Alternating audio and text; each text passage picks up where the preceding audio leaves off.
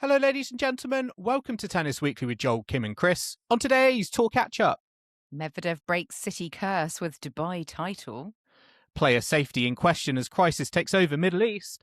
And Sabalenka and Djokovic return as we react to the Indian Wells draw. Kim, Chris, today is the 3rd of March and we are here to catch up on the week in tennis at Tennis Weekly HQ. On today's episode, it is the eve of Indian Wells. We're going to be getting into the main draws, the singles main draws for the men and women, making some predictions as well. We're going to be talking about Emma Raducanu linking up once again with Mark Petchey. We're going to be talking Sabalenka's return, Carlos Alcaraz and Jannik Sinner. We're going to be making our champions predictions and some more predictions as well, including our dark horses, our ones to watch, and some bold predictions. So do stay for the second half. We're going to be recapping all the 500s from last week with Daniil Medvedev winning in Dubai, Flavio Cobolli in Acapulco, and Christina Bucsa at the Merida Open. So a lot to get into, as usual, at Tennis Weekly HQ. And actually, we're all in a bit of a celebratory mood this week because one of us has appeared on national television. Yeah, and Chris keeps saying I've been on MasterChef, but it's the other one I've been on, Mastermind. Less cooking utensils required for that, more brain power. Yes, I was on a quiz show, Mastermind, which is on BBC Two. It's quite a stalwart of the quizzing landscape. I filmed it last year, but it's finally aired. So, yeah, that was quite exciting. We have just been waiting to talk about this now that it is publicly out in the open. Listeners, if you do want to catch a Tennis Weekly host in action on what I would say is probably the hardest one of the hardest quiz shows apart going. from Tennis Weekly, our quiz. Oh obviously. yeah, apart for Kim, season it's quiz. much harder. Yeah, much harder. Did better on Mastermind than our end You of did season got quiz. 100% on your specialist subject. I was in awe, Kim. So, listeners, if you'd like to be impressed, iPlayer or get those VPNs going, and find Kim as she takes on. Well, you take on the chair, you take on the walk, and you take on the questions. Yeah, it's the whole thing. But no, it was quite thrilling. But I'm sort of somewhat ashamed to say I didn't do a tennis-related subject, and no tennis questions came up. What is going on there? I would have just thought Why no your Rafa? Yeah. specialist subject would have been Jessica Buzes-Monero. Jaume Munar. Had someone already done Well, Munar? someone had already done Rafa a few years ago, and then they needed to be of a well-known enough personality, shall we say, for it to be So did Munar not warranted. make the cut as a second JBM choice? is reeling at that comment from you, Kim. She's a I know. household name on She's this got to podcast. prove me wrong, but I think Alcaraz would be a good shout for like future times. I'd love to go back on it. So Ooh, maybe I'll go Sincaraz, for the rivalry in Carlos. general. Yeah, it's almost a perfect time maybe for Carlos Alcaraz sort of, as a specialist subject because he's done some things, but his sort of list is not so long that it makes it a challenge, I would say. It's not Yeah. 14 French Open titles to keep track of, is Yeah, it? he's not there yet, but no, plenty of I mean, why don't you both apply? Well, yeah, you could. What quiz would we go on? That's What would Chris, like I was the going to ask, what would cube, your yeah. specialist subject be if Oh, you my went on Mastermind? Well, Daniela Hanchikova is obviously what springs to mind of course. first. Yeah. But maybe something. Ooh, what about like Norwegian Eurovision entries or something really random? Oh, okay. Nice, okay. You know? nice. I like 2008 Norway a lot. Oh, I'd need to think back into the recesses of my mind to remember who But that Kim, was. you should say what your specialist subject is. You know, It was don't keep us Frank- guessing. Well, it was Frank Gehry, who is was an architect. He died last year, sadly. But yeah, love his architecture. Very eye-catching and memorable works. So hopefully some of our listeners will be of some awareness of him. Guggenheim Bilbao was his most It's famous. quite highbrow. I'm not going to lie. I'd probably Joel's go a would be bit more spoons, lowbrow. carpets of the Yeah, UK. the Wetherspoons of the UK. Well, you were And in one at the Spain. weekend, weren't you, Joel? I was in two actually on Saturday night. I was on a stag do in Nottingham, but the night took a turn because we ended up at a pub that it was almost kind of my dream scenario. I was having late night pints, watching the tennis on TV. Peyton Stearns versus Taylor Townsend. Wow. In the semi-finals of the It was Austin on the Open. TV. in the bar you were in. I couldn't That's believe it great. was on in Nottingham. Yeah. Goodness, I'm equally proud of your achievement in finding that as I am of Kim acing, Mastermind. Everyone wanted to go to the nightclub, but I was like, guys, we've just got to stay for the Peyton conclusion of Stearns. Stearns. We need the trophy Transcend. presentation. Yeah. Absolutely. I mean, also, we did see, we alluded to this last week, Emma Raducanu, she was revealed as the new UNIQLO, kit wearer, ambassador, etc., whatever you want to call it. So I think we were correct. It wasn't, Rebecca Stramkova, sadly, but it was Raducanu. The cat's out the bag. The cat is out the bag. And we'll be mentioning Emma later as well, because there's more news around her as well has come out. It's not just her clothing. But before we do get into the main action, we really do need to get into what's quite a big story, really, and something very much off the court, but actually affecting on the court. And that's all of the terrible happenings out in the UAE and the Middle East, and the conflict that's kind of escalating out there, which is not only causing a lot of travel disruption to a lot of people who are stuck in Dubai or trying to travel through or to and from Dubai, but it's impacting the tennis circuit as well. Which, in the grand scheme of things, obviously, like, impact on sport may be small, obviously, compared to conflict and war. But, we do need to touch upon it, because it may well have wider ramifications, and some player safety is coming into question here. And it's really remains to be seen what the ATP and ITF, WTA, etc., all the governing bodies are going to do. I mean, firstly, Daniil Medvedev, who's just won the Dubai Open, he along with, I think, Andrei Rublev, they are stranded in Dubai at the moment. They're trying to leave, but so far that they haven't been able to. And they're due to play Indian Wells. I don't think they're due to play till Saturday, so they've got a bit of time. But they are stuck at the moment, aren't they? And I think they're trying to get a bit of an exit strategy going. What have you heard on this one, Chris? What's the latest?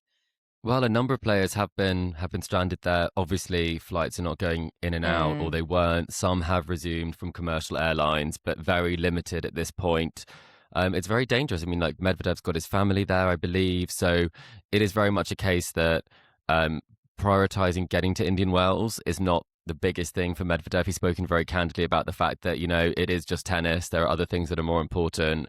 And he's well aware of that. So I think we are also well aware of that. So when we're talking about this topic, we are aware that there are genuinely lives being lost here. So the travel plans of players is something that sometimes we joke about. This is not to be joked about, because there are still players who are very much still there, because the Challenger event in Dubai has continued. So that's probably the most recent update that we have, is that there was actually a match that was playing today, and the players, they had to run off the court because I think it was about 10 kilometers away. A missile was intercepted near a power plant. So very, very dangerous situation over there.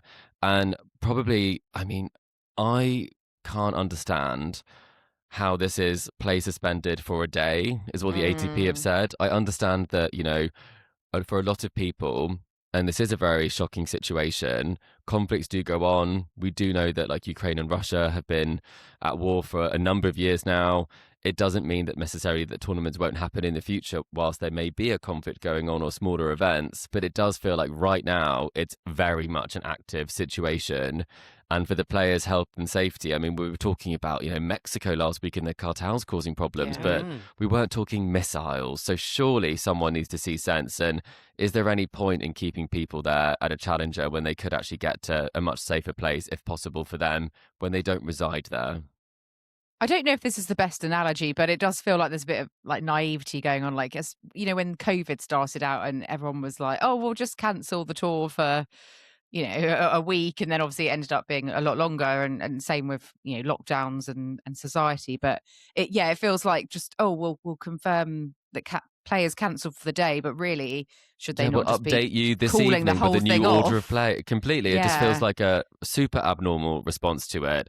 And even I would say playing the doubles final, that felt very strange to me. It didn't feel like you wanted to encourage people to attend that. There were obviously a lot of risks of even having the tournament, given the fact it was, quite well reported that there was likely to be an American sort of military operation going on in the area. So again, there are lots of these things that ask a lot of questions about the organizations, how they're able to adapt and how they're able to make strong decisions that put the players first. Not a good look. And it does just make you hope that, everyone is safe and this doesn't have bigger ramifications within the tennis community. Obviously, there are huge ramifications on a global scale.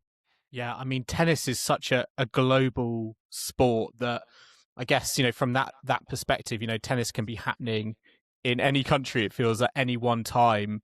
There needs to be protection, and the players, I feel, there needs to be more protection there and around their safety, because from what we've seen, it feels like there has been a bit of naivety that we're just kind of tennis as usual and continuing, and no one's really thought about maybe of the players at heart. So I think there's definitely needs to be something to look at there, and also with the schedule, Chris. I mean, just kind of thinking about what the long-term impact potentially of this is, the increasing presence of the Middle East on the ATP and WTA tours. Again, it's going to be potentially big impact on, with this happening, and what it means maybe for the tennis calendar. That's a very good question. I think it's one that will become apparent over time, whether the amount of money that's on offer in the Middle East is enough to overlook some of the player safety concerns. I think probably based on decision-making we've seen in the past, it's likely that play will still continue unless things escalate even further. But it is genuinely a very tricky... it's very tricky to analyze because, again, as you say, Kim, it's very early on.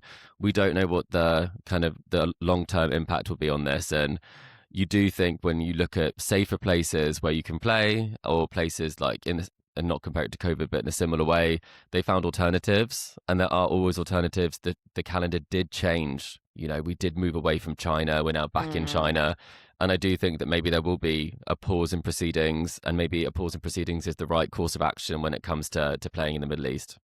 Yeah. And I mean, the Spanish newspaper Marca, talked about Medvedev and Rublev possibly going to Oman and getting a private plane out. Not all players are going to have access to those resources, the players at this Challenger event, for example. So we hope that the ATP will do everything that they can, and obviously other governing bodies, to work with, governments and authorities to provide a safe kind of route out and get, depending on if airspace is opened up again, etc. But because not everyone's obviously able to get their own means and everything together. So yeah, we wish everyone well that's out there, and hopefully they're safe and can get to even safer ground soon. And we'll obviously update as we know more as well. But let's get back to what happened on the tour last week, because there is plenty to catch up on as usual. And we mentioned Emma Raducanu just before we talked about the situation in Dubai, and she's got another coach, a new coach. Is this a new old coach? Proper new coach, or is how I would describe it? Because this caught my attention over the week, because Emma Raducanu has teamed up once again with Mark Petchey. I think Mark Petchey was coach number 7. Quite honestly, I have actually lost count in terms of what the number. But Mark Petchey is going to be working with Emma Raducanu at Indian Wells, and it's interesting because it has split opinion. Some people think this is great. There's no doubt that when they worked together, they did get some good results, particularly over the grass court period. But interestingly, Tim Henman, complete opposite end of the spectrum, he thinks Emma Raducanu could be better off without Mark Petchey. So this is something that caught my eye, and I wanted to ask you both, what did you make of this linking up, and whose side are you on? Do you agree with Tim Henman? Oh, this is quite juicy for a opener. I reckon. Get straight to it. Firstly, it doesn't count as a new coach, so we could still say it's capped at number 9. She's not in double figures yet, and that's what's important, I think, when it comes to the clickbait articles that exist. I'm actually not concerned by this. I think they've had success together before, and I think everything that Mark Petchey says about her game is bang on. It's bang on the money. She needs to hug that baseline. She needs to redirect. She needs to play aggressively in that manner, and she needs to get more on the serve. So he knows what she should be doing, and it's completely in line with what she said she wasn't doing and wasn't playing the way that she wanted to when she was with her last coach. So it feels like it's great for now. Question is, how long will it last? Well, I mean, that was what I was going to ask. I mean, Kim, does it matter that, I mean, realistically, Mark Petchey has got media commitments. That's why it didn't necessarily continue. He's got a podcast as well. The first time round, he's got a podcast as well. Maybe he should end the podcast so that we have less competition podcast. and Emma gets a coach. I think. Yeah. Does it matter though? Does it matter though? Like, the reality is, you know, it's almost like a short-term fix. This isn't going to be a long-standing partnership. As much as I think a lot of Emma Raducanu fans would like it to be, does it matter if it's a short-term fix? Because I think that's where Tim Henman's point of view was coming from. I was going to say a lot of her partnerships don't start as necessarily a short-term fix. I think they end up being a short-term fix. So if you know it's a finite period of time, I was going to say it might be longer than some of the others have lasted.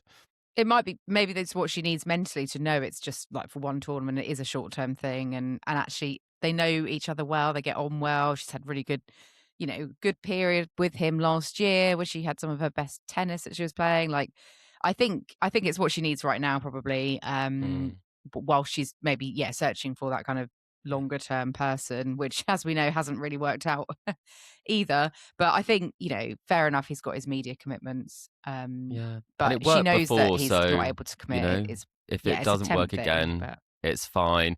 I was going to say, if it doesn't work out, she can take out her rage in the WTA Rage Room. Yeah, what is this, Chris? I love this. I shared this with us. you earlier in the week. So Coco Gauff, not only is she a top athlete, a top human, she's also changing how tournaments organise their behind-the-scenes spaces. That is real influence that she has, because there was is this after the racket smash in Australia. Smash sorry. All over the world on cameras, It was. Okay. And so it was a private area where you can go to smash your rackets. And this was over in Austin, which I loved, because I do just feel like, you know, if you want to let it out, you can let it out. I know, Kim, you're going to say, should we be encouraging It's a waste of a good rage? racket. Yeah.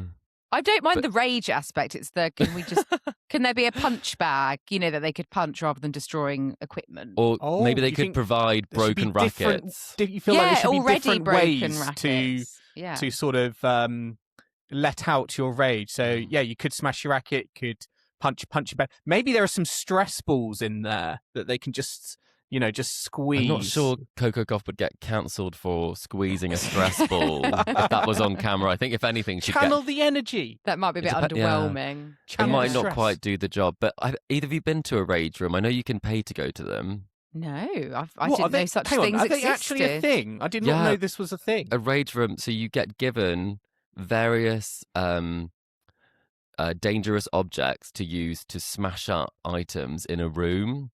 So it could be like a baseball bat. It could be, you know, something else which is a bit like a sword or something. I'm not sure a sword is actually used, but you get the picture. An axe maybe, or a hammer.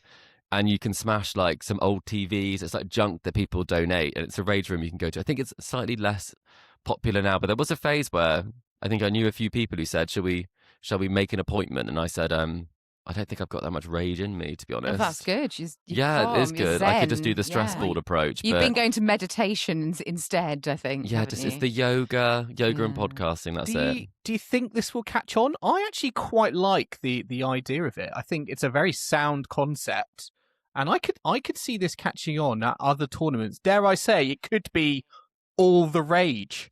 Oh, on that pun, I'm moving us on because as quickly as possible. That's just my thing is very trivial. Alcaraz has got a new haircut, and it's all right. No. I think. Should we be worried? Well, is it? You're both men. You would know about male haircuts Thank you, Kim. more than I do. But it's a bit of a mullet vibe. Would you say is that the right terminology? It's giving mullet. I would say. Giving mullet. Long at the back. I'm convinced he's been inspired by his trip and win in Australia. I think he's seen, you know, the Aussie fans who've been attending. He's thought, you know what, I'll mix it up again. So as long as he doesn't shave it off, yes, I'm probably happy with this. Yeah, it's vastly better than the shaved hair, I think. So Jack Draper's still in that phase. Carlos Alcaraz is out of it. And hopefully there's a bright future for both of their barnets in the future. Absolutely. Well, moving on from players' haircuts, which I could stay on all day, we've got the Dubai tournament, which did happen, which obviously we alluded to a moment ago. Daniil Medvedev did win it before he was, obviously stuck there. Didn't actually have to play the final to do so because he got a walkover from Talon Griegspoor ahead of the final. Griegspoor had to withdraw after sustaining a hamstring injury during the semi-final and being told that, not to continue after he got some scans. So Medvedev has actually won a title for the second time in one location, which has been a long time coming. He previously won all of his 22 titles in 22 different places, but this is his 23rd title and the second in Dubai, which he won 3 years ago. But yeah, final aside, which is obviously non-entity, his week, some pretty comfortable straight set wins throughout. Is he back to form, Joel? Yeah, I think he's been playing great tennis this season. I mean, if you put Rotterdam, Doha, and maybe the Australian Open aside. So most of his tournaments. Well, yeah, that's very, very true. I just think, what he's shown, I mean, this is his second title this season. He won in Brisbane as well. That on his day, when you put him on a hard court, he can put out kind of vintage performances. And, in this tournament, he didn't drop a set. He's carried great momentum through against players, you would expect him to beat. But I think the fashion of the way he did it, it was just very unfussy, very uncomplicated. And I don't necessarily think we've seen as much of that from Daniil Medvedev, certainly over the last season. So I liked kind of the way he was able to kind of consistently kind of go about his business and win these matches. There are definitely going to be, I think, harder challenges to come. But certainly I think this is going to give him a lot of confidence going into the Sunshine Swing, which, this is when he should be, making a challenge really for these titles because, hard courts for him, absolute bread and butter. So, let's see if he can continue. He was handed the victory, I was going to say, Joel. I think you've maybe given him a little bit too much credit there because I think Griegspoor was playing some great tennis. I think the standout result was beating, Felix pretty comprehensively. But having said that, I mean, he's never been able to get that elusive second title in the same city. And this time he didn't actually have to win that final match. So are we saying that this is a resounding success for him, or are we saying this is a positive indication of form? I think it's a positive step in the right direction. I think he's got a very good head-to-head against Felix. I think some cards kind of fell into place, certainly with the Griegspoor result, him kind of withdrawing. But yeah, step in the right direction. It's a real shame for Griegspoor because if you look at who he beat Rublev, Mensik and Bublik, and also Vertinen throughout the course of the week. So it's, really decent wins there. So it wouldn't have been, if had he stayed fit and not injured, it wouldn't have been a walk in the park for Medvedev. Perhaps it could have gone either way. Yeah. But, Medvedev, obviously the far more experienced player. 21 of his 23 titles have come on hard court. So hard to deny him when he's pretty handy on a hard form. Court, isn't he? I was going to say Jack Draper, also handy on a hard court normally. He made his comeback. Joel, I know that you were watching this eagle-eyed. What did you make of the Draper return to tour action? I think I obviously had high expectations. I think a lot of fans will have this feeling once he's stepping back onto the tennis court, he's just going to get right back to where he belongs. But I think with his performance in Dubai, losing to Rinderknech, it shows that I think he's still a little bit of a work in progress. He had a good victory over Hallis in the first round, but I don't necessarily think he's going to get back to where he was right away. And it's a bit of a shame because he's got Indian Wells coming up, defending champion there. There's still plenty of work to do, which I guess will keep him motivated. But I was hoping he would come back with a little bit of a bigger bang than he did. Well, plenty of time, and he's got to, potentially manage his return quite carefully, as you know, which is sensible. But Medvedev picks up that 500. We also had another 500 out on the hard courts in Acapulco, which Flavio Cobolli won, fifth seed. He got the job done against Francis Tiafoe in the final, which somewhat surprised me. I would have had Tiafoe to be on for the win here, but Cobolli has got the better of him and picked up his very first hard court title on the tour. He's had some on the clay before, but his first hard court. I mean, he's up to career high of 15 in the rankings now. I thought last year when he had a bit of a rise, he was, wasn't going to back it up this year, but he's proved me wrong so far with this win. Chris, what were your thoughts on Cobolli's week out in Mexico? Well, he certainly put that Jack Pennington-Jones loss behind him, hasn't he, Kim? Yes. That was only a month ago, and since then he's made the semi-finals at Delray Beach. He's won a title. It feels like he went a little bit AWOL, but now he's back in business. And I mean, he's a very entertaining player to watch. I remember that sort of quarterfinal against Djokovic. I thought he played some great tennis, that Wimbledon. Yeah, never really pushed on properly from that, I felt. We've had moments of sort of heroics at Davis Cup. We haven't had other standout moments, I think, yet. So for me, it's one of those players where they're able to peak at certain times, but consistency is currently a little bit of a problem because, you do go from beating some top-class players to losing to some players that you shouldn't be losing to, which is not really a trademark of those who kind of belong in that top 15 and top 10. But a great result. I did think Tiafoe might come through. I thought maybe he's back on track. But having said that, I think it was a pretty good result. I mean, the result that shocked me most was the Zverev result, because there was a lot of talk prior to this of the fact that he took the time out, he changed the way he was playing, he wanted to get back to playing more aggressive tennis. And Joel, it didn't look like it paid off. No, I mean, losing to Kecmanovic in round two, again, a result I was not expecting to see. And, I think we were in the same spot with Zverev last year, having these opportunities, making these opportunities for himself and putting himself out there, but just not making the most of it. I mean, the top seed here, it's the same could be said as well for the majority of the top seeds, because Alex de Minaur also, that surprised me at the other end of the draw. Patrick Kipson, the American qualifier, defeating him in round one. De Minaur, we know, is such a consistent player. Won the title in Rotterdam, I think, the week before. Casper Ruud also went out in the first round. It was it was very surprising for a lot of the top seeds. I guess Zverev can maybe take some sort of crumb of comfort from that, but not a great week for Zverev. But the seeds generally, isn't it? Just seeds generally, yeah. It's like which seed could stay in the longest. But I was most surprised by Alex de Minaur because he's so consistent normally at getting to those stages and go out. I've never even heard of Patrick Kipson. He played a great he played great tennis. He held his nerve really well in that final set tiebreak.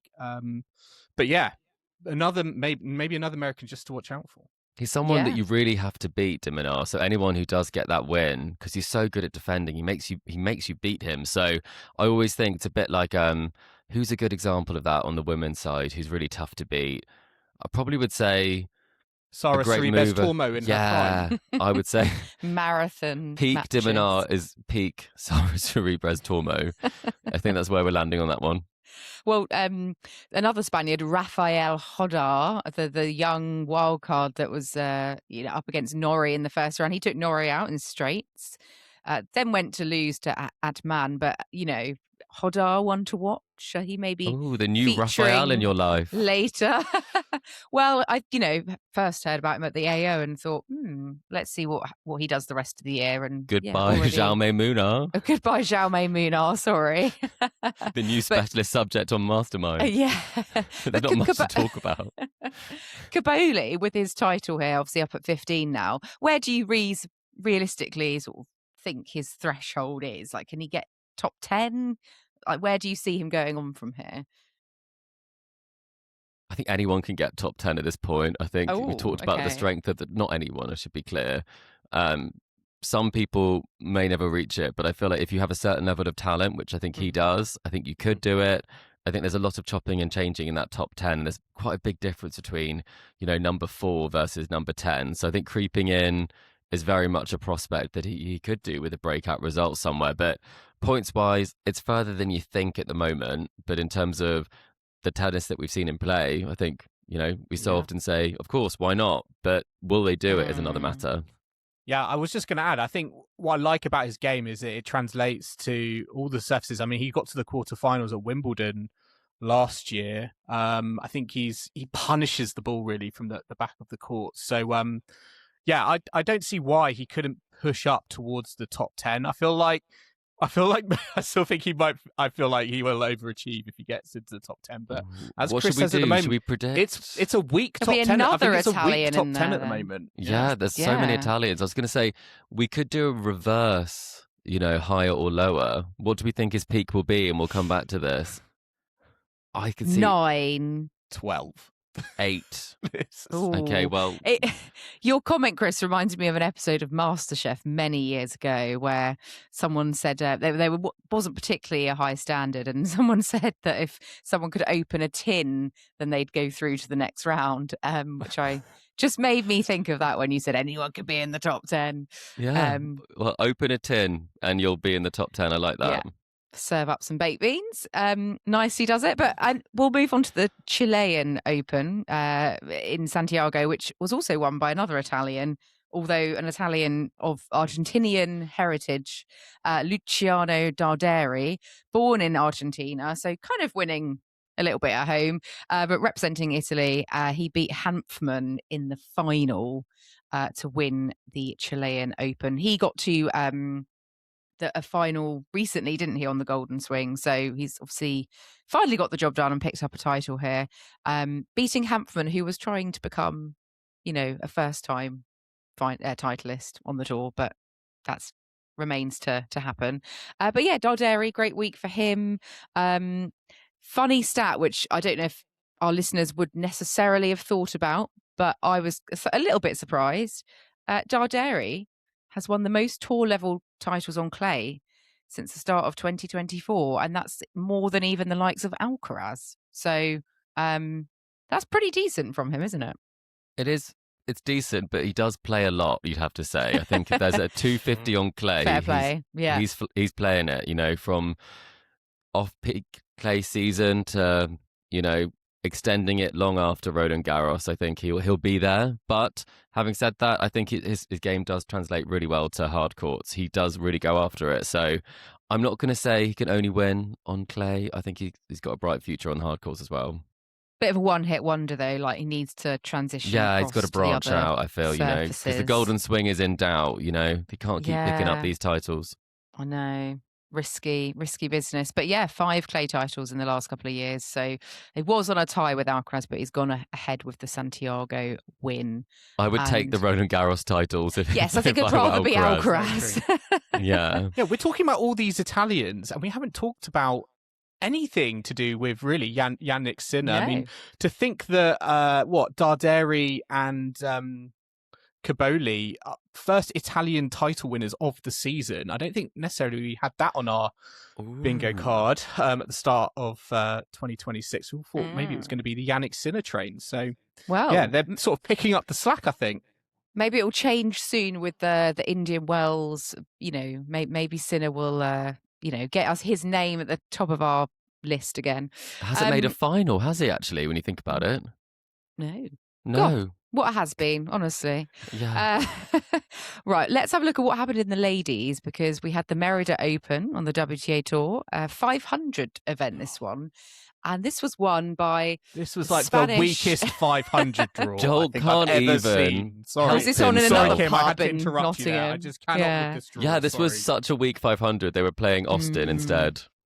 Yeah, I mean, that's why I said 500, because you wouldn't have thought it, would you? You have to check, don't you? It feels like that 125 that, who was it? Ayala won. 125. I'd still say it was a 250. Which was a proper tournament. That I should have got right in the quiz, yeah. Well, Cristina Bucsa won it, of Spain. It's her first title since, funnily enough, 2023, when she won a 125 event. So this is, would you say this says is her... it all. first proper WTA title.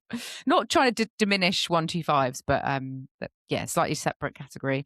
Yeah, she beat Magdalena Frech in 3 sets. Quite a long battle, coming through 6-4 in the third. But yeah, she had a great week. Bucsa beat Paolini in the semi-finals, which is probably her most notable win.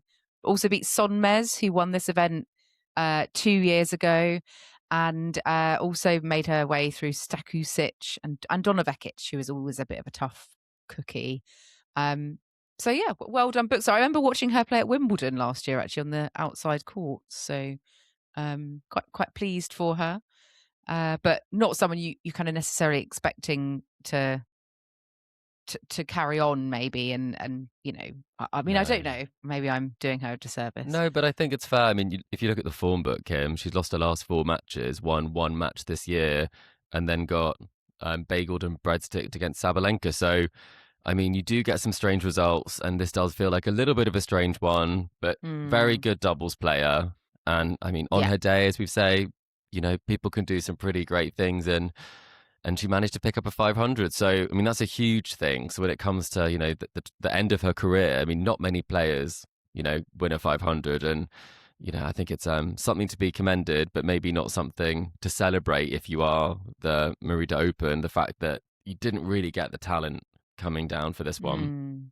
Yeah, I mean, Bucsa obviously having a week where everything was just going right. She won the doubles title as well, her 8th doubles title on the tour.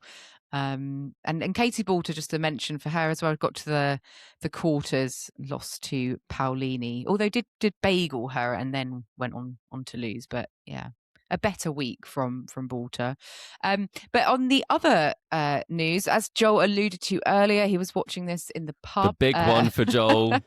I was watching Peyton Stearns winning in Austin against Taylor Townsend. Joel, as you were so avidly watching this with some pints, would you be able to tell us what happened? Who How won? impressed Do you remember? were you with Stearns? Do you know what? I think I've got my American players confused. I think I watched the semi-final. I think you watched the semi-finals as well, Joel. Kruger yeah, you did. Townsend. Yeah. So I mean, that, to be honest, kind of tells the story really of where I was at in the night of the stag do. Right, but you still enjoyed the match that you watched. This is important. All I will say is I think, you know, Taylor Townsend looked in great form against Kruger, you know, reaching the final. She's not won a WTA singles title, and I thought this was a great opportunity for her. You know, she's playing great tennis. You know, Peyton Stearns in the 250. You feel like that's a good opportunity there. So I was maybe a little bit surprised she wasn't able to take it, but we all know kind of Peyton Stearns, very game competitor,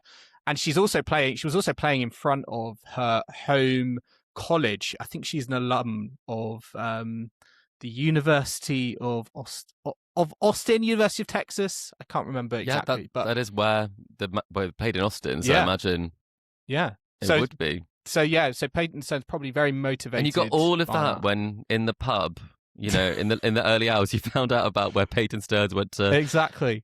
Goodness, you really were making notes at that point. So, I mean, Joel, next year you can bookmark it. Go back to the same location. It's probably one of the few places that are playing this tournament. It was on mute in the pub, but I will say it looked like a lovely setup. The images of the pub or the tournament. The pub, yeah. the tournament, like log fire, you know, nice range of ale. And did they have? What did they have on tap? I was on the gin and tonics. Oh, very classy. By this point, but no, I was just going to mention with the win. The singles win for Venus Williams, it goes on. It continues into Indian Wells. Well, maybe there'll be some bold predictions on that front in the second half, Joel. Oh, on that note, I'm going to go to a quick ad break. We'll be back in the second half to discuss Stan Wawrinka not receiving a wild card for Indian Wells, the Laureus World Sports Awards nominations as Alcaraz, Sinner, Anisimova and Fonseca all feature for tennis. And we'll be predicting our champions and taking a look at the women's and men's draws out in Palm Springs as play gets underway in Indian Wells. So do not go anywhere. Welcome back to the Tennis Weekly podcast. And it's time to kick off with another quiz segment to start off. And as I've been on Mastermind, I thought I'd change things around a bit, and I will be the quiz master this week for both of you. Kim, you've I earned it. know. But have you given us both a specialist subject you're going to kind of quiz us on? Well, I'm going to do a mysterious player because we haven't done one of those for a very long time. So for listeners who've not heard us do this before, it's a series of clues that are revealed, and you've just basically got to guess which tennis player I'm talking about. So it's just between you first to get it right will win. We're not working together, no. Oh, you can work together. Yeah, Should if we you want work to do it that together? way, we Should can we work do it? together. Let's Be work nice. together. I think Yeah, it's be more nice. fun to hear the monologue Okay. of us Yeah. absolutely scrambling for any player names. Chris can cover Okay. all my weaknesses as well. So everything then. Excellent. Right, are you both ready, listeners? Hope you're all ready as well. Yep. Okay. Yep. I have a career high ranking of number 4 in the world. Ooh. I mean, that's quite, general, I suppose. So you might Number not be able to 4. make a stab for it now. I am going to say this is a tricky one, isn't it? Because we don't know anything. What about Jelena Dokic? Yeah, okay. She's number I'll go 4, with I that. think. Yeah. Yeah? That is not correct. Mm. Okay. Unsurprisingly. Right, next clue. I do not represent the country I was born in. Ooh. That is interesting. That whittles it down quite a bit. Well, Mm. Potapova hasn't reached number 4, I But don't think. Potapova has not done that. I'm trying to think. Oh, country they were born in doesn't mean they've changed their nationality, who they represent, does it? So a player who was born somewhere that represents somewhere else. Kasatkina? What about Felix Auger-Aliassime? Was he not born in Canada? It's not that, by the way, but was he? I've no idea. Okay. Kim, if I'm being No, honest, it's not Felix. You're questioning us, please. Get back on track. Okay, right. I live and train in Florida. Again, that's quite general because a lot of players do. Oh, it's giving Anisimova. Yeah, let's go with Anisimova. That is not correct. Has she been Right. higher than 4 as well? Next Must have done. clue. Okay, this is a terrible round for us, Joel. I have won 5 career titles. Still don't know if it's a male or female. Well, I know. Maybe you'll find out soon. 5 career titles. It's not that many, but also Trains reached 4 in- in the world. I think that's quite interesting. And it sounds like they were active because they say that they now represent. Oh, I think, is it Bianca Andreescu? Oh, that's a really good one. We're going to go with Bianca Andreescu. That is incorrect. Oh, I love being on the other side. Thought and I had it. Having the How power. many clues do you have? Will we ever get I've got there? a few more. I've got a few Okay. more. Yep. I made my WTA main draw debut at the 2015 US Open. Main draw debut in 2015. That's quite a long time ago. Hmm. And number 4 is the thing that's kind of throwing me here. So they were a quality player, but they did not win a lot of titles. Mukova? Or maybe they were injury prone? She's not been as high as number 4. That's the question there. And 2015 is a long time ago. We are stumped here. If we had to say a name of someone, we should guess someone who's moved to America, who is a female player. This is tough. People must be screaming at us. Do you want another clue? We need Yeah, another clue, pass. unfortunately. Okay, I think you might get it at the next one. Thank goodness. Oh, well, I'm aged 27, which, still active. I won a Grand Slam, and I've also been in another Grand Slam final in singles. Okay, I think, is it Naomi Osaka? It can't be because career high 4. And she's won more than one slam. Yeah. She's won like loads of slams. That was a particularly bad one, Joel. Okay. So players who've won one slam based. Who's on the one slam wonder list? based in Florida. I guess Kenin is. Yeah. Should we do Kenin? Yeah, Is that that's your a good answer? One. Yes. Yeah. Congratulations. You are Yay. correct. It's was- Sophia Kenin. Truly awful, Kim. Hard. Was that hard? The way that you didn't tell us WTA until the very end. But I know. very well done. I feel like you were put in a very difficult hot seat on Mastermind, so it's only fair that you put us in an equally difficult situation.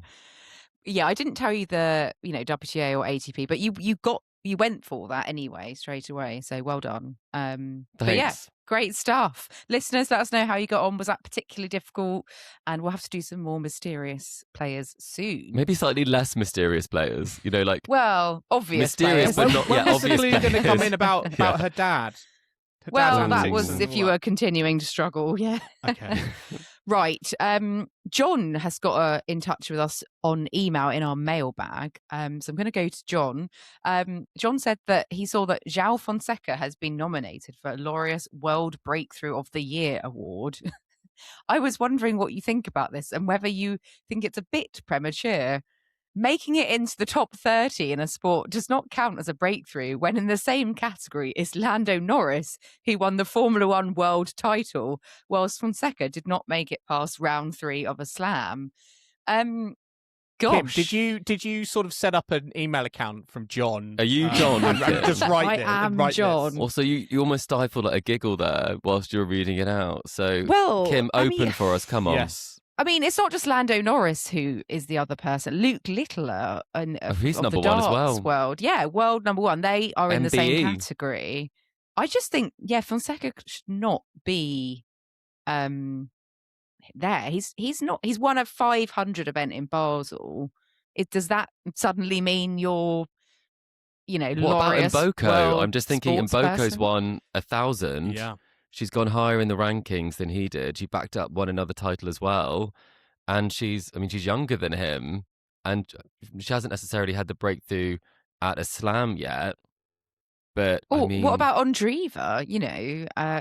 There's other players who have arguably achieved more in the last year who are it just feels young, up and so coming. rogue, don't you think? Like, we talk about the hype train. It's a solid season that he had, but when you're up against people who've done incredible things, nothing that he's done has been incredible. And I think that's the problem, is that even for his age, some of the records are pretty impressive. It's like youngest Brazilian in the Open era, but like, hang on a minute, this is the World Sports Awards. So I'm It a reminds bit unimpressed, Joel. It reminds me of that scene from Mean Girls where they say, stop trying to make fetch a thing.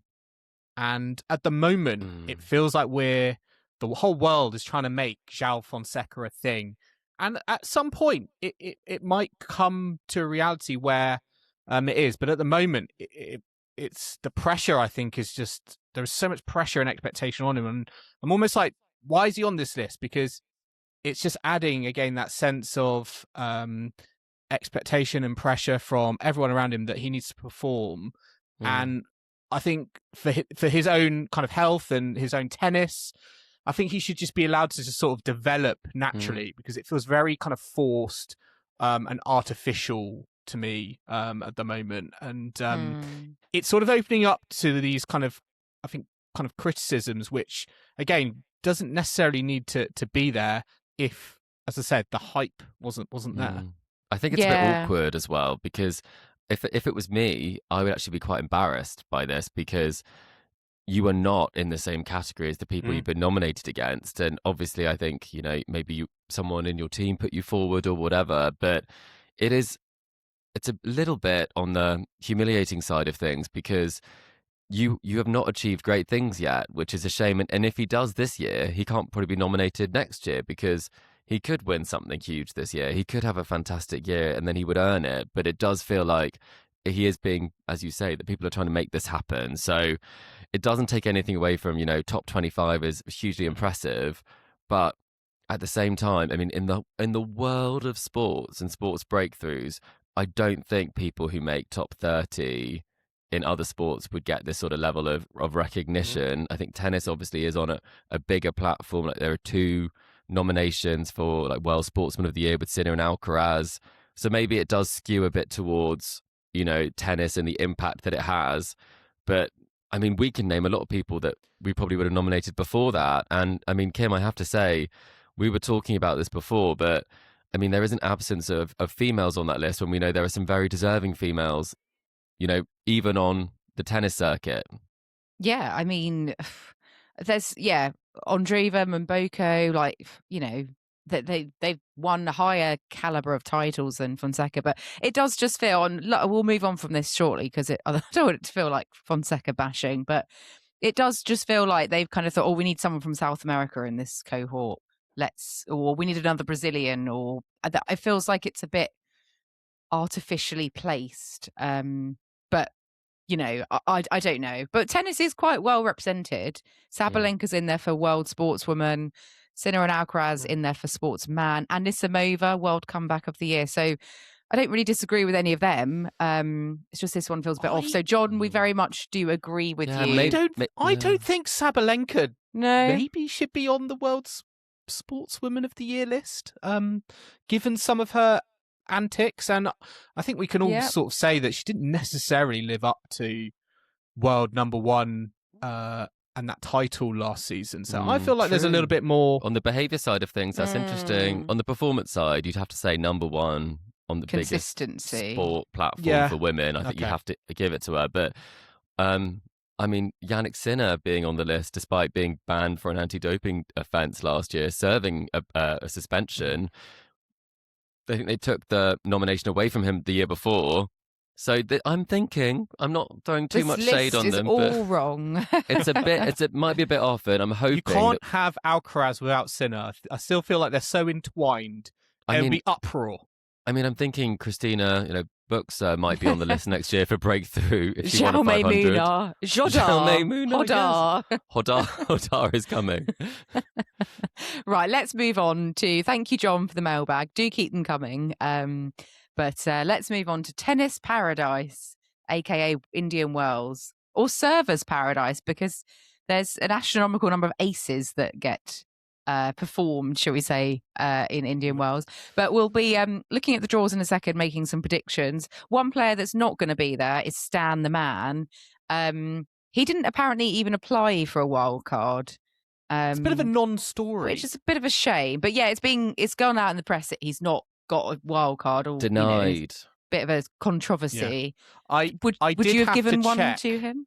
I did have to check the head-to-head between Wawrinka and Tommy Haas, who is the tournament director for Indian Wells, just to see if Wawrinka had like a winning head-to-head, and this was like Haas's way of getting his own back. But Haas actually leads the head-to-head 2-0. So wow, the battle of the single-handed backhands. Yeah. No, well, I mean, Tommy Haas has had a pretty tough time when it came to wildcards last year with Venus Williams, and this year she has got a wildcard. She will be there, as well as some pretty big wildcard names. Sloane Stephens, my favourite, Bianca Andreescu. We've already mentioned her inappropriately on the podcast. Yeah. So there's some big names there. So Jennifer Brady. Jennifer Brady's back. Do you remember back. when she had a great summer?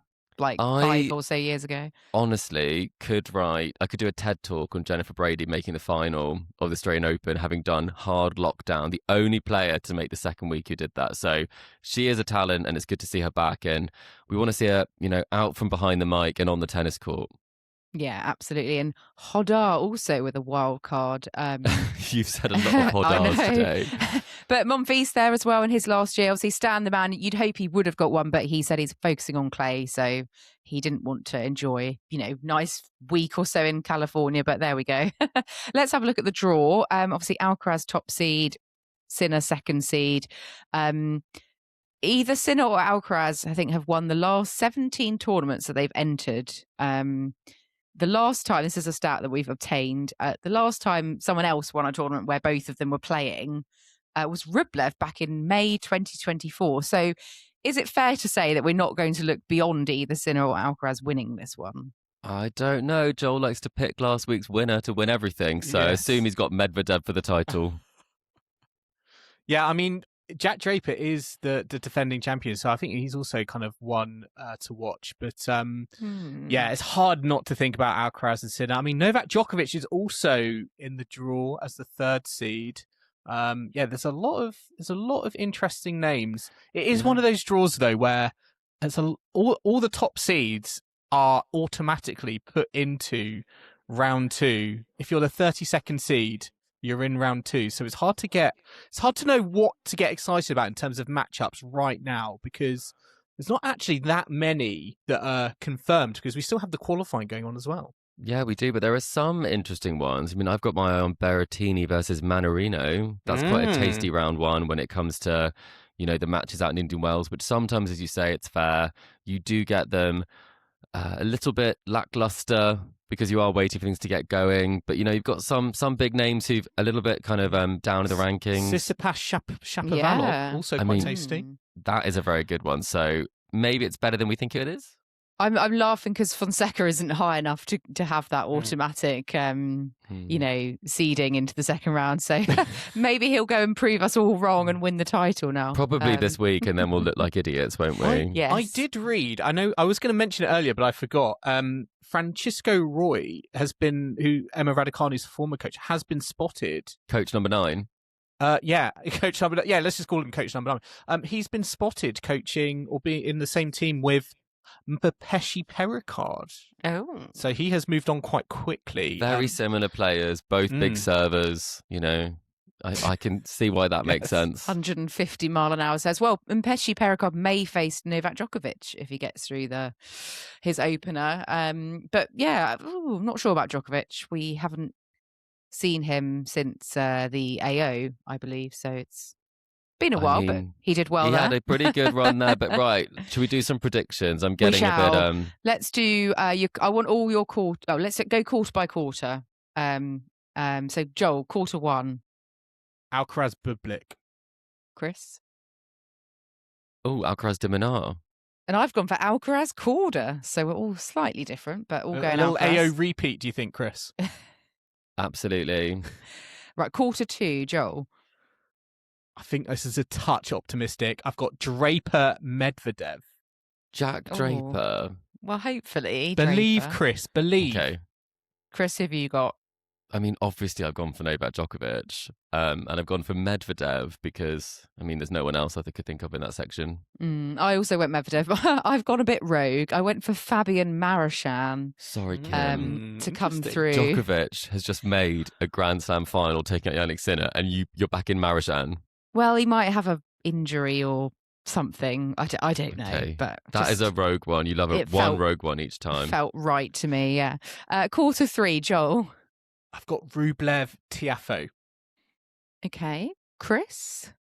I'm slightly concerned because I've put Tiafoe Felix, Auger-Aliassime. I've gone completely different. Musetti Coboli. So we've got Have we looked at the same draw? I'm slightly concerned now.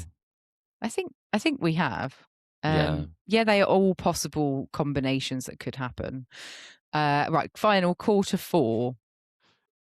Shelton Sinner. Same here. Same as well. So that's the only one we're agreeing on. Okay, so who are your semis and your finalists, and who's winning? Let's go through. Joel?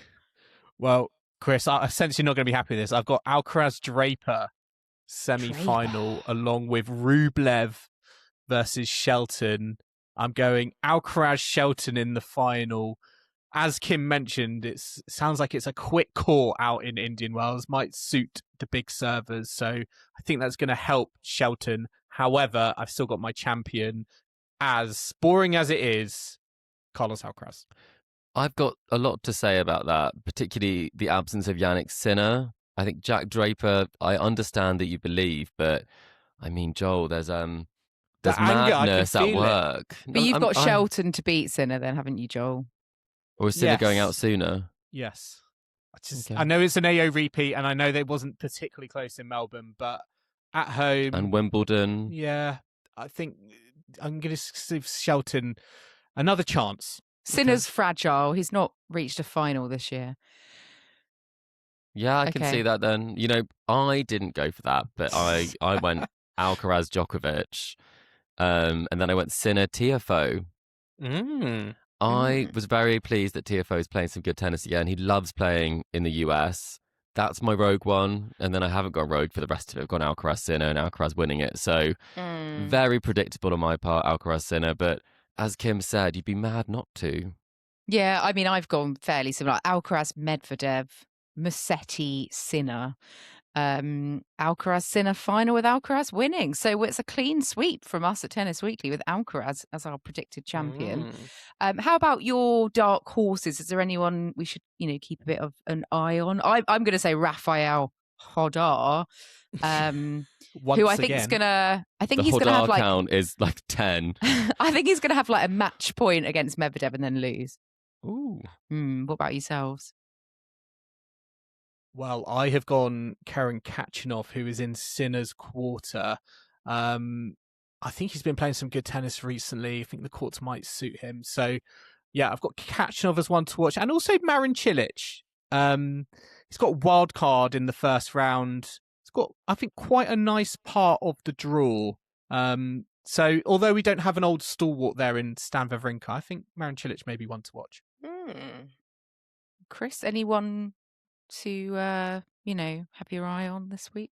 Well, I've got my eye on Musetti Fils. I think that could be particularly good. And I think Fils is coming back into form. So I'm expecting something big from him in the Sunshine Double if he can stay fit. So he's my dark horse. I've got him faring a lot better than some of the other players who've been doing well recently. I've got Cobolli and Echeverry going out early as my early exits. And Joel, who do you have for that? I've got Alex de Minaur again. He could face Sebi Korda in round 2. That's tough. And I've got a funny feeling Korda might come through that. And when it rains, it pours. And I'm going to say Joao Fonseca out in round 1. Oh, poor Fonseca. I think we've gone too far world now. breakthrough of the year, yeah. I've gone for Casper Ruud losing to Vachereau. Oh, that's good. I don't want it to happen, but I like it. I could see it happening. And I also think Nakashima's going to beat Zverev. That's a bit of a maybe bold, not bold prediction.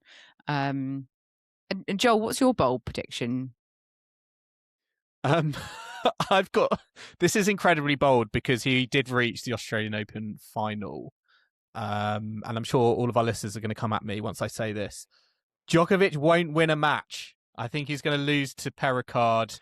I have to stop you there. There is no world in which a Novak Djokovic could lose to a Perricard.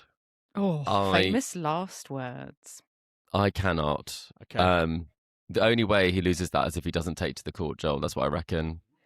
But I mean, I also have here Baez winning his first hardcourt Masters. So, okay. maybe I shouldn't be judging Joel because that's truly wild. I'm going to actually change my bold prediction. It's too bold. I'm going to go with, I think that Alejandro Tabillo is going to be the next player who is great at the golden swing, convert all that clay court prowess onto the hard courts like Sebastian Baez did at the start of the season. And I'm going to go Alejandro Tabillo is going to go on a deep run in Indian Wells. I want to know more reasonable. Which match you're going to watch in a pub on Saturday night on another, when you're out for drinks. Right, women's singles draw. Obviously, we've got Sabalenka at the top, Swiatek second seed. Mira Andreeva is the reigning champion here. She's not obviously had the best of times of late, so will she defend? Possibly unlikely. I mean, if you look at Sabalenka's quarter, and I think Rybakina's quarter, probably quite. I mean, it's the stacked draw. Everyone's there, so it's not easy wherever you are. But yeah, let's have a look through. Let's make our predictions, and that will indicate who we think's gonna make their way through. Right. Are you ready to go quarter by quarter again? Let's do it. Yeah. Okay. I'm going to come to you first, Chris. Quarter 1. Sabalenka and Boko. Joel? I have also got Sabalenka and Boko, although I'm hoping in round 4 we do get Sabalenka, Naomi Osaka. I think that could be box office. Yeah. I mean, Sabalenka has got, quite a decent amount of names in her draw. I've gone for Sabalenka and Issimova. Which I'm not beholden to, but that was where my gut was initially. Quarter 2, Chris? I've gone for Goff versus, the only Dane I could select, Clara Tauson. And Joel, are you in agreement? Or I've gone similar. Yeah, just could not look past Coco Gauff. And quite an open part where Clara Tauson is in with Paulini and Alexandrova. So I've got Gauff Tauson. Let's hope it's windy, Kim. You know, well, as we say, Dane never in the underestimate wind. a Dane in the wind.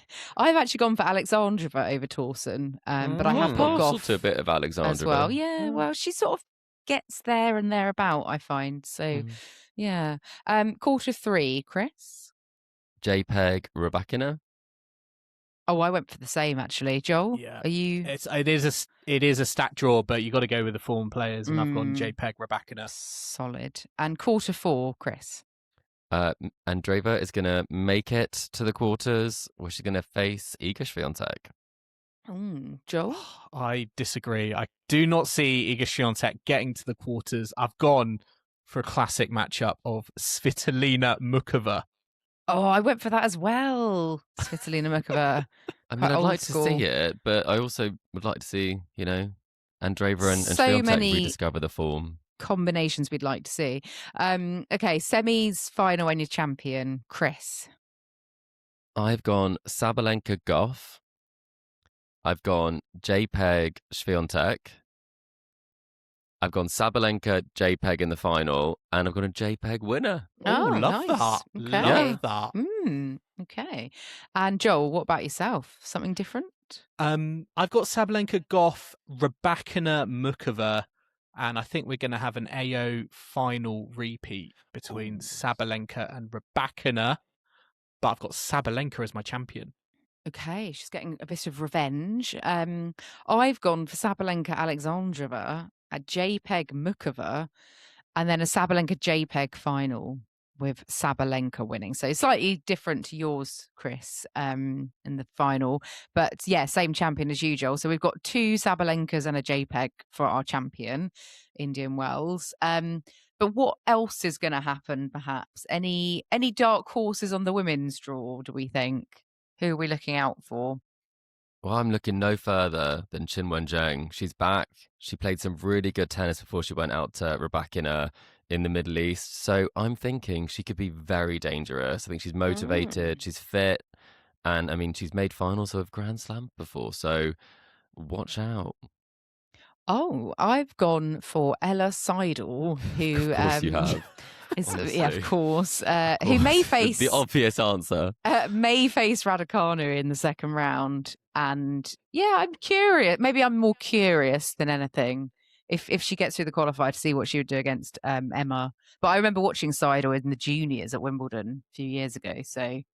And now's the time you bring her up. Yeah. Is this the tournament she announces herself? Becomes a household name. We really do give you a different perspective, listeners. That's for sure. Definitely. Joel, what about yourself? I'm gonna go with Sonia Cartal. Actually, I think she's in a fairly decent part of the draw. Could face Navarro in the second round. I think Navarro. She comes through a qualifier, so I think Cartal's got a quite nice draw there. So one to watch, I think, from a Brits perspective. I know Balta has had to go through qualifying. I think she's into the final round of qualifying, but I've got my eye on Cartal. Nice, yeah, that would be great if she could get that win over Navarro. Should they play? Any big seeds going out early? Do we think any early exits? I'm unconvinced by Anisimova at the moment. I'd have to put that one out there. I think our predictions kind of make a nod to that already. Yeah, I mean, I haven't gone Andreeva. I think could Peyton Stearns beat her in the second round? I just fresh off an Austin title, not convinced by Andreeva at the moment. Joel, any thoughts? I think Iga Swiatek's losing to Maria Sakkari in the third round.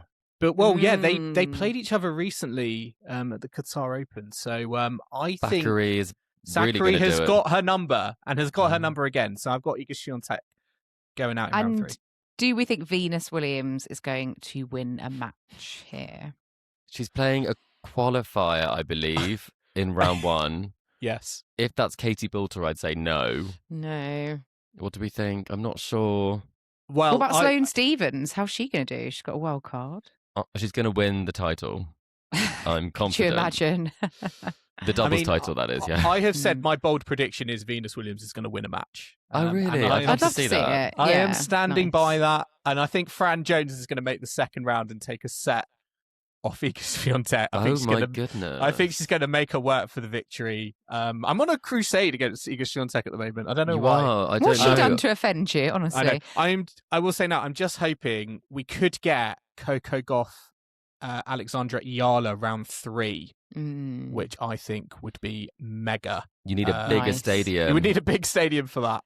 Just shut down the whole of Indian Wells and just have that one match on. Because I think that would be very big, very box office. See, Indian Wells, we have a lot of doubles as well. A lot of the singles players like to enter. We thought we were going to get Yannick Sinner and Riley Opelka, but they're actually like the 4th alternates on the list. So not currently in the draw. Any partnerships that have caught your eye from the list that are Jaume Munar, live? Talon Griekspoor, I'm thinking that might not happen, which means they're 3rd on the alternates list. You know, the chances are getting higher. Well, the chat is also that Daniel Medvedev is going to be playing with Lerner Team.